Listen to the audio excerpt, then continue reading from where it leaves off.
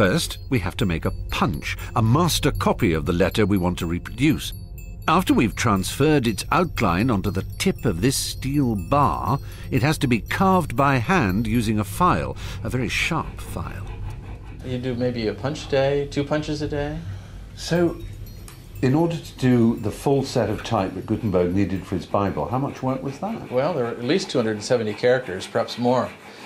So, you know, given that a lot of holidays, I would imagine close to the better part of a year. A year. So if you were one of those people that invested in this new technology, you'd be getting rather impatient. You'd be saying, now, Mr. Gutenberg, do you really need 8 different E's? Yeah. And the reason he needed different ones was obviously because it was a very elegant and harmonious look he was after. He wanted absolutely top quality. So he wanted some that were slightly wider, some that were slightly narrower, so that he could always have justified lines. Correct. Without trailing white space and sort of ugly, you know, bad compositing things. This is a smoke proof, a way of checking that our punch is an accurate copy of the letter we want to replicate. It looks spot on. Now, how clever is that? We're going to hammer that punch straight into that piece of copper. So it will leave an impress of the letter shape. Absolutely. The experts can't agree about how exactly Gutenberg cast letters from his molds, but Stan's theory is the most commonly accepted one. He thinks he invented something like this ingenious device.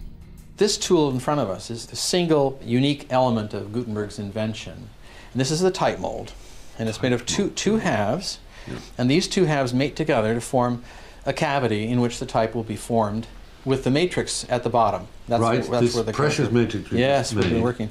And so these 2 halves are beautifully fitted, and because they make either a narrow or a wide opening, by placing this matrix beneath the mold, which we've carefully formed, and closing the mold on the matrix and using the spring to keep it in place, that's what this silly thing is, now there's a hollow inside of this mold that's the shape of the letter we're going to form. Okay. Isn't that neat? And it's quite a unique part of the invention. There was nothing else like this before Gutenberg. Right. So we're going to pour molten metal here, lead, tin, and antimony, straight away in there. Yeah. And it hardens instantly. It's already hard. Really? Yeah. So we take the spring out of the way, we release the matrix by pressing on it, we pry the mold open, and there's a piece of type. Oh my goodness. Isn't that marvelous? So which bit is the type? Oh. Well, there's the face we formed. Oh my goodness. And it's an exact duplicate. The E. Yeah. And if you look at the punch we have here, you'll see that that punch is replicated on the face. Yes, it's identical of the because type. It's back to its... It's back to its form. See, isn't that neat? It's more than neat, it's revolutionary. Because now we can make as many E's as we want, quickly and cheaply. I wonder how many it takes to print a full Bible. Look what I did.